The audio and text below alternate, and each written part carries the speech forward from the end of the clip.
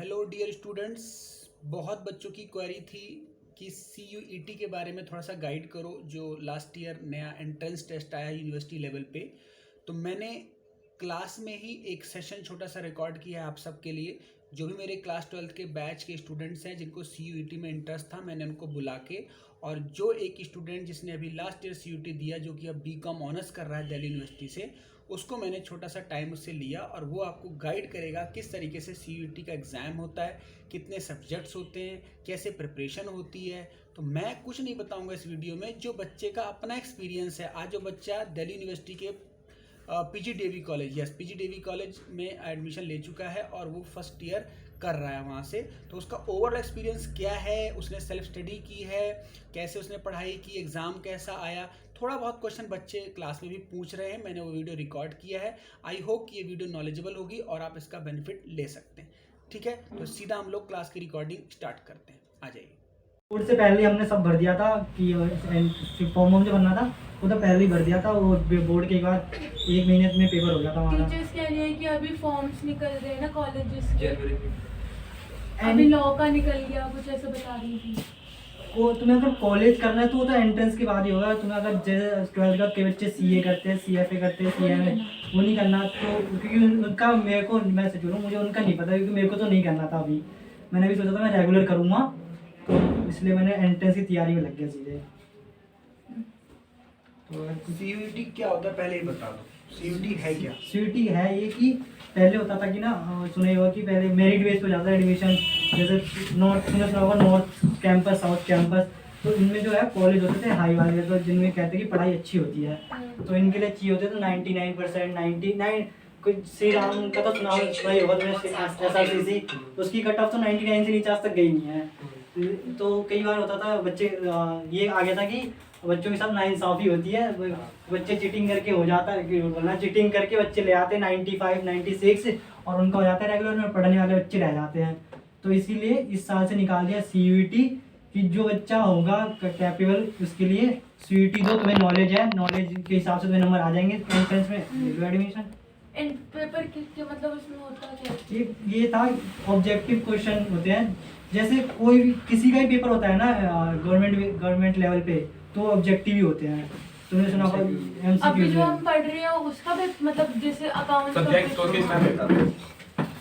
University में इस साल से जो आपका अभी सेशन गया है, पहले होता था कई यूनिवर्सिटी में एंट्रेंस, जब 12th के बाद पढ़ाई करोगे कई जगह एंट्रेंस होता था, कई जगह मेरिट लिस्ट पे होता था, मतलब 90% वालों का एडमिशन, 70 वालों का एडमिशन। अब सेंट्रल गवर्नमेंट ने एक रूल बना दिया है कि पूरे भारत लेवल पे एक टेस्ट हुआ करेगा, CUET, common university entrance test. उसके बेस पे आपका एडमिशन मिलेगा। तो जितनी सेंट्रल यूनिवर्सिटीज़ हैं, बाकी स्टेट यूनिवर्सिटी में वो अपने रूल बना सकती हैं। तो जो दिल्ली में दिल्ली यूनिवर्सिटी है, या कई सारी ऐसी रेगुलर है, जामिया मिल्लिया वगैरह, वहाँ CUET होता है। तो मान के चलो आगे फ्यूचर साला CUET वाला, लेकिन अभी भी कुछ प्राइवेट यूनिवर्सिटी हैं जहाँ पे आप मतलब परसेंटेज के हिसाब से, या प्राइवेट फीस में तो फीस वगैरह पे कर दो, फीस के ऊपर ठीक है ना, फीस के ऊपर। लेकिन आपके पैसे ना लगे, आपका गवर्नमेंट कॉलेज में हो या अच्छी कॉलेज, तो CUET देना पड़ेगा। अब CUET की तैयारी कैसे करते हैं, क्या क्या पेपर आता है, कितने होते हैं, ये पूछो आप। जैसे मान लो आपको देना है अगले साल, तो CUET का मन बनाना है, देना है हमें, तो ये बताएगा कि कैसे पेपर होता है, कितने घंटे का होता है, सब्जेक्ट क्या क्या होते हैं, कैसे चूज करते हैं, ये पूछो आप। तो ये बताओ सब्जेक्ट कितने थे और कैसे फॉर्म भरा था, कितने घंटे पेपर हुआ था, ऐसे बताओ। ठीक है, तो सब्जेक्ट से स्टार्ट करते थे। सब्जेक्ट यही है जो 12th में पढ़ा था, इसी का होगा 45 मिनट का पेपर होगा। मतलब क्वेश्चन होंगे 60 या 70 ऐसे होंगे, और उसमें तुम्हें 15 से 20 क्वेश्चन तो छोड़ सकते हो, बाकी नेगेटिव मार्किंग भी नहीं, होगी। अगर मुझे आगे चल के पहले पूछना, तो पहले पूरा बता लेना, तो अगर फिर मेरे को आगे चल के कॉमर्स की लाइन पर, कॉमर्स के आर्ट्स की स्ट्रीम में तो जाना उसका है, अलग पेपर हो जाएगा। CUET ही होगा, सब्जेक्ट चेंज हो जाएगा। चेंज तो फिर उसके जब लिए पहले इसको मतलब- बोलने दो ना, ये पूरा समझा रहा है ना। जैसे सपोज इसने 12th करी, उसके बाद से तुम बताओ तुमने कैसे फॉर्म भरा, सब्जेक्ट क्या भरे, ऐसे बताओ। 12th का तुमने फिर फॉर्म तुमने पहले ही भर दिया था, कि जो होता है रजिस्ट्रेशन, वो पहले ही कर दिया था एग्जाम से एग्जाम से पहले। पहली सबक ये मिली कि जैसे CUET के फॉर्म आएंगे, आप 12th में रहो या पेपर, तो उस टाइम भर देना, घर से भर देना, कैफे से भर देना। एक चीज समझ में आ गई, आगे बताओ। तो उसके बाद तुम्हें सब्जेक्ट चूज करने को मिलेगा। ठीक है, कि सब्जेक्ट के हिसाब से हमें पहले पता नहीं था। जब हमारा सब्जेक्ट पेपर सब हो गया और जब कॉलेज का लिस्ट आया, तब हमें पता चला कि सब्जेक्ट वही होने चाहिए जो तुमने 12th में पढ़े थे। अगर आपको कॉमर्स की फील्ड का चूज करना है तो आपको सब्जेक्ट लेने पड़ेंगे like economics, accountancy, business study, English, Hindi, जो कॉमर्स में था, मैथ्स। अगर आप कहते हो मुझे कॉमर्स लाइन में रहना ही नहीं है तो फिर पॉलिटिकल साइंस, ज्योग्राफी, वो वाले सब्जेक्ट चूज कर लेना आप। अगर आपको यूनिवर्सिटी वाले एग्जाम ही नहीं पढ़ने फिर आप उसकी सीयूईटी आपकी पढ़ाई तो उसको नहीं लेना, क्योंकि सब्जेक्ट्स जो मिलते हैं वो आपको चूज करने। अगर मुझे आईपी नहीं पढ़नी, ठीक है, और मत मैं भरो। नहीं मतलब उसमें मैं उसमें अच्छे नंबर ला सकती हूँ, तो मैं वो सब्जेक्ट अपने पास रख के तो अभी हम वो accounts को नहीं मुश्किल है। देखो, आगे चल के वो अलग चीज हो जाएगी। अभी सिर्फ सीयूईटी की बात करेंगे हम। सीयूईटी में आप ये समझो कि उसके प्रेस्क्राइब कोर्सेज है। बीकॉम करना है मुझे, बीकॉम ऑनर्स करना है, ठीक है। अगर आप कह रहे हो मुझे कॉमर्स में रहने, अलग बात हो गई, ठीक है ना। अगर आप कह रहे हो कि मुझे पोल साइंस में जाना है, मुझे आईपी फील्ड में जाना है, फिर वो बीसीए वगैरह की बात हो गई। तो अभी हम ये बात नहीं कर रहे कि मुझे करना क्या चाहिए 12th के बाद। आईपी अगर उसके अंदर भर दे तो फिर आगे तो आप बीसीए में जाओ ना, अगर आईपी में इंटरेस्ट है फिर तो आगे। बीसीए वाले सेक्टर में जाओ। अभी सिर्फ सीयूईटी की बात करो, फिर मैं किसी और BCA स्टूडेंट को तो बुलाऊंगा। न्यू में आएंगी, BCA नहीं समझ गए। है। तो अभी सिर्फ आप सीयूईटी की प्रिपरेशन पूछो सर, कि सीयूईटी के लिए क्या करना है। समझ अभी पहले गया। की पूरी बात सुनने दो, कोई बीच में ना बोले, ठीक है। मैं आपके डाउट समझ जाऊंगा, आप पूरा बताओ। तो वही एंड फॉर सब्जेक्ट चूज कर लिया बस। उस टाइम उसके बाद एक हफ्ते बाद हमारा वो आ गया था कि पेपर कब है। तो मेरे एक महीने से एक हफ्ते तो ऐसे निकल गए। तो 3 से 4 हफ्ते थे प्रिपरेशन के, वही मैंने पढ़ा था और फिर पेपर दिया और फिर एक महीने बाद रिजल्ट आ गया, बस एडमिशन है।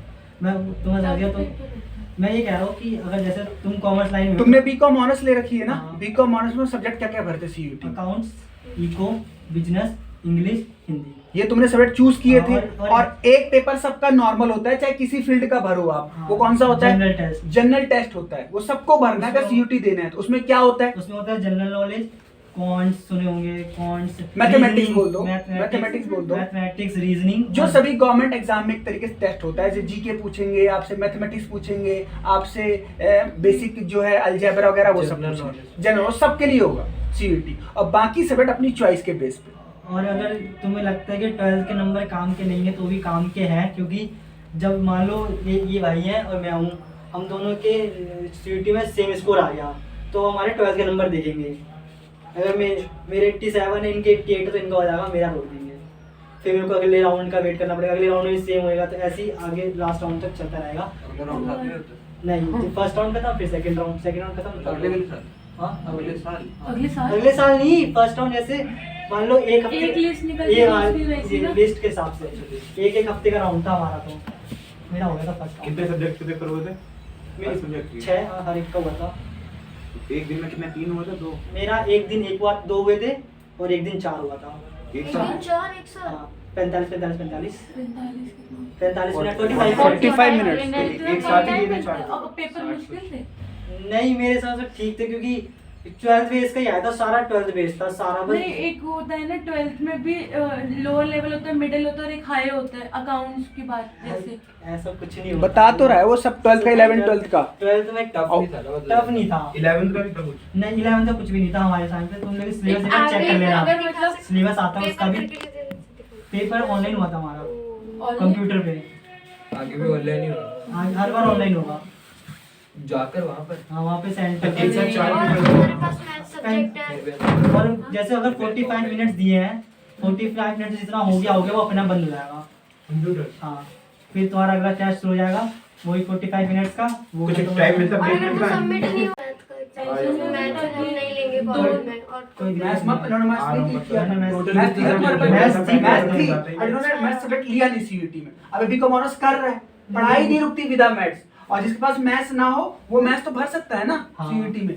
आप मैथ्स की तैयारी कर सकते हो। लेकिन एक दिन दो मैं बोला शायद- पेपर तो नहीं हो सकते ना? क्या मतलब? जैसे मतलब एक दिन 2 यूनिवर्सिटीज के पेपर हो, यूनिवर्सिटी से सीयूईटी एक common India common level paper का है वो। मतलब एक ही दिन क्लैश मिलेगा। नहीं होगा। हाँ हाँ। फिर जो आपका MCQ एंट्रेंस में जो होते हैं। सीयूईटी में आपका हाँ, नंबर आएगा बिल्कुल। उस हिसाब से आपको सेंटर का पड़ा था admission सीयूटी में आपका? मेरा वाला रचना, मानव रचना। मैं कह रहा हूँ अगर कम नंबर आते तो दूर कॉलेज मिलता है। नहीं, बहुत बहुत दूर मिलता है सर, नोएडा में CUET वगैरह। तो हमें इंडिया कोई में पूरे कॉलेज इंडिया में मिल कहीं जाएगा। अप्लाई कर सकते हो आप सीयूईटी के बेस पे। जितनी यूनिवर्सिटीज हैं दिल्ली में नहीं, इंडिया लेवल का आप एग्जाम। किसी भी कॉलेज में मिल जाएगा। हाँ। मतलब कि नियर बाई आपके कोई भी हमने university। एक बार बस सीयूईटी दे उसमें दिया और उनकी उसके बाद गाइडलाइन में आप आ जाओ, उनकी हाँ, परसेंटेज में आप आ जाओ, कितने हमें हर परसेंटाइल आप ले कॉलेज रहे में हैं। जा जाके अगर परसेंट कम है तो नहीं मिल पाएगा। दूसरे कॉलेज में जाना। ऐसा भी होता है कि कितने लेकिन आप सीयूईटी में बहुत कम नंबर लाए तो फिर कहाँ जाओगे आप? उसमें परसेंट तो जो वो देंगे उसी में रुकना फिर पड़ेगा। नहीं होगा, फिर प्राइवेट यूनिवर्सिटी खुली हुई है फिर आपके लिए। प्राइवेट में क्या तो- बोल रहे थे? प्राइवेट में जाओ, फी पे करो। फेल भी होते हैं सीयूटी हाँ? सीयूटी में फेल भी होते हैं। हाँ, तो इसको मैंने क्यों बोला कि सारे थोड़ा ना पास हो जाते हैं। 75,000 थे 20 लाख में। 20 लाख कितनी परसेंट लानी पड़ती है सीयूटी में? वो अलग अलग होती है कॉलेज की डिमांड। मैं बताता हूँ। लगभग जो नहीं है फॉर्म यार, था, 20 लाख लोगों ने 20 लाख लोगों ने फॉर्म भरा था, 75,000 की सीट्स थी। शायद 20 लाख में से 16 लाख बच्चों ने पेपर सब्जेक्ट चूज किए थे और 10 लाख ने वहाँ जाके दिए थे, तो 10 लाख में हमारा 75 का हुआ था। अच्छा 25 का। तो अब सब्जेक्ट जैसे ना हमारा हुआ था 2 स्लॉट, जैसे मैंने बताया ना 2 दिन हुआ, तो वो एक 1 स्लॉट और सेकंड स्लॉट। 1 स्लॉट में था कि एक जनरल टेस्ट, वो कंपलसरी था हमारा कि जनरल टेस्ट तो लेना ही लेना है, और उसके अलावा 3 सब्जेक्ट थे। 3 सब्जेक्ट में एक लैंग्वेज लेनी थी और 2 कोई सी भी ले लो, जो अकाउंट बिजनेस इको। तो मैंने अकाउंट्स और बिजनेस ले ली थी फर्स्ट स्लॉट में। और सेकंड स्लॉट था कि ना तुम्हें अगर किसी और सब्जेक्ट में इंटरेस्ट है और आगे उससे तुम्हें लगता है कि मेरे नंबर और आ सकते हैं, तो वो सेकंड स्लॉट में उसका कर देना। अच्छा अगर ना हो तो फिर सेकंड मतलब स्लॉट- जरूरी नहीं था सेकंड स्लॉट। फर्स्ट वाला देना कितने- जरूरी है। हर सब्जेक्ट का देना सीयूटी, हर सब्जेक्ट नहीं, 2 सब्जेक्ट, एक लैंग्वेज, जनरल टेस्ट। अच्छा, तो कोई से भी अपनी मर्जी से कर ले सकते हैं। अच्छा मेनली जैसे अपने इको पे- बीएसटी अकाउंट में से कोई भी दे दो। हाँ, अकाउंट्स और फिर इको। सेकंड स्लॉट में अगर बेकार मार्क्स आ रहे तो कोई कुछ दिक्कत भी दे नहीं दो, है। एक फर्स्ट का मेन है। मैथ्स फर्स्ट का मेन है। बिजनेस दे दो। क्योंकि जब तुम्हारे फर्स्ट स्लॉट में अच्छे नंबर आ जाएंगे तो सेकंड में थोड़े कम ज़्यादा तो फर्क पड़ेगा ही। तुमने एक और अकाउंट्स accounts चूज किया था दोनों टेंथ में अपने, अकाउंट्स ठीक तो है। जैसे पेपर देखो और तो वो वर्किंग इको- करना इको- पड़ा था। बिजनेस इतना हुआ। क्वेश्चन का लेवल ऐसा होता है कि ऑब्जेक्टिव के लेवल की हाँ। होते हैं। अब तुम्हें टाइम मिलेगा तो उसमें प्रैक्टिस भी तो करोगे ना तुम, कि मतलब चार तुम्हें, क्योंकि ऑब्जेक्टिव क्वेश्चन आएंगे। नेगेटिव मार्किंग कितनी थी? ऑब्जेक्टिव के 1 लिए for प्रैक्टिस 5, करना पड़ेगा। एक सही पे 5 और एक गलत पे 1। समझे? मतलब जैसे 25% नेगेटिव और 1% पॉजिटिव, मतलब 1/5 कट जाएगा अगर एक गलत हुआ तो। माइनस में हो जाएगा 8 क्वेश्चन का। अगर एक सही होगा तो 5 नंबर आएंगे और 5 गलत होगा तो 1 कटेगा। अच्छा अच्छा अच्छा। ठीक है, कुछ और क्वेश्चन है सीयूटी को लेकर के? पूछो। टोटल कितने मतलब पेपर दिए थे? 6 मतलब पहले स्लॉट में 3, सेकंड में 3, पहले में 2। पहले में 4 फिर सेकंड में 2। अच्छा 4 में मतलब अकाउंट्स इको बीएसटी और एक जर्नल। अकाउंट्स, बिजनेस, इंग्लिश और जनरल टेस्ट। आपने जैसे पेपर देखा तो आपके दिमाग में कि क्रैक हो जाएगा, मैं मतलब मैं सॉल्व करके करना ही था, कोई चॉइस ही नहीं थी। नहीं नहीं, एक होता है ना कि जैसे और एक पेपर महीने में देखा क्या है, कौन मतलब क्या क्या प्रैक्टिस? प्रैक्टिस यही कि देखो भाई, जो तूने पढ़ा है ना उसमें बुक में भी ऑब्जेक्टिव वाले क्वेश्चन है, 20-25 छोटे छोटे, हाँ। उसी वही आएंगे। और और थोड़ा मुझे मतलब पेपर में जो ऑब्जेक्टिव होते हैं वो ही नहीं आते, वो सीयूटी में ऑब्जेक्टिव मतलब क्या क्या समझने जो जो भी बोर्ड देंगे अभी हम, ऑब्जेक्टिव होते हैं वही हार्ड लगते हैं सब्जेक्टिव को। ऑब्जेक्टिव तो वही है, क्योंकि अगर तुम्हारा सही गया तो 1 नंबर है, वरना अभी तो खत्म ही अभी है। अभी हमने जो बोर्ड देंगे उसके बेसिस पे क्वेश्चन मिलेंगे हमें सीसीटी में। ज़्यादा इसमें ये टोटल कि कितने मार्क्स का होते हैं? मैं ये हर सब्जेक्ट वाले 200 नंबर के थे और जो जनरल टेस्ट वो 300 का था। कितना क्वेश्चन थे एक पेपर में? जनरल टेस्ट में 100 थे, और वैसे नॉर्मल वैसे 60 थे, और 60 में 45 करने पेपर का हार्ड था मेरी। मीडियम ही था। कितने छोड़े भी थे? मैं बस सारे करके आ गया था सारे? कि मैंने सारे? कि मैंने अगर 5 गलत पे 1 ही तो कटेगा, वरना सही चले गए तो 5 मिलेंगे। 60 में से 45 ही करने हैं, ज्यादा हाँ, तो ज़्यादा कोई ज़्यादा नहीं कर ही नहीं पाओगे। अच्छा। कंप्यूटर अपने आप ही रोक देगा 45 करने के बाद। मतलब मुझे छोड़ने ही है 10-15। मैं सारे कर लिए। और पेपर देख के पैनिक नहीं हुए थे, मतलब दिमाग में प्रेशर नहीं बना था कि लाइक ऐसा पेपर देना है सीयूसीटी। चॉइस नहीं थी मेरे पास। नहीं होता है ना, जैसे कि मेरे को पैनिक है कि तो फिर एक बोर्ड क्वेश्चन तो करने में देना ज्यादा ही टाइम देना नहीं है। लगता होगा? एक क्वेश्चन 1 मिनट का देके चलो। नहीं एक क्वेश्चन एक मिनट। क्यों जरा सा भी टाइम लिया तो फिर टाइम चले जाएगा। कुछ क्वेश्चन तो ऐसे होंगे, देखोगे आंसर दे दोगे। देखो हम आप सम अप करते हैं, ठीक है? जितने ज्यादा चीजें होंगी दोबारा बुला लेंगे, दोबारा डिस्कस करेंगे। प्राइमरी डिस्कशन क्या समझ में आया? अभी इतना समझ में आया कि 12th में जो हम पढ़ रहे हैं वो सिर्फ बोर्ड एग्जाम के लिए नहीं पढ़ रहे हैं, आगे की पढ़ाई का भी यूज यही है। सीयूईटी आने का पर्पस ये हो गया है कि जो बच्चा 11th-12th में नहीं भी पढ़ पाया अगर, तो समय देंगे सीयूटी की तैयारी कर लो। तो आप अलग से तैयारी क्यों करो, आप इसी को स्ट्रॉन्ग करो, सिर्फ बोर्ड एग्जाम के लिए नहीं। ये आप ये मान के चलो आगे अगर पढ़ना है तो आप इसी को लेके आगे चलना पड़ेगा, समझ गए? तो सीयूईटी में अलग से कोचिंग की जरूरत उसको पड़ती है जिसका 11th-12th वीक हो, समझ गए? जिसका 11th-12th ठीक है तो वो CUET का सारे एग्जाम निकाल दिया ना। तो आपको अगर कॉलेज करना है या रेगुलर कॉलेज का मन बनाया है तो CUET करना है, नहीं फिर दूसरा ऑप्शन क्या है, प्रोफेशनल कोर्सेज है, CA, CWA, CS, hotel management, बहुत सारी दुनिया है, वहाँ पैसा खर्च होगा। या फिर दूसरी चीजें क्या है, छोटे मोटे कोर्स कर लो आप, जिसे वोकेशनल कोर्स बोलते हैं, डिग्री डिप्लोमा बोलते हैं, वो कर सकते हो आप। तो अभी हमारा मेन टारगेट क्या है, जो हम सब चाहते हैं कि हम कॉलेज करें, और कॉलेज भी कहाँ से करें, गवर्नमेंट कॉलेज से करें, जहाँ हमें वैल्यू मिले, हम कुछ नॉलेज मिले, हमारा प्लेसमेंट हो, जॉब भी मिलती है। प्राइवेट का ऑप्शन भी है, जब वहाँ नहीं कर पाओगे प्राइवेट में भी है। एक स्टूडेंट मेरा मानव रचना में, उससे मिला दूंगा, वो उससे आप प्राइवेट के बारे में पूछ लेना, मानव रचना इंटरनेशनल में जो भी पढ़े। ठीक है, तो आज का हमारा शॉर्ट ऑफ डिस्कशन ये हो गया कि CUET क्या है, कैसे तैयारी होती है, क्या सब्जेक्ट्स होते हैं। ठीक है, थैंक यू सो मच।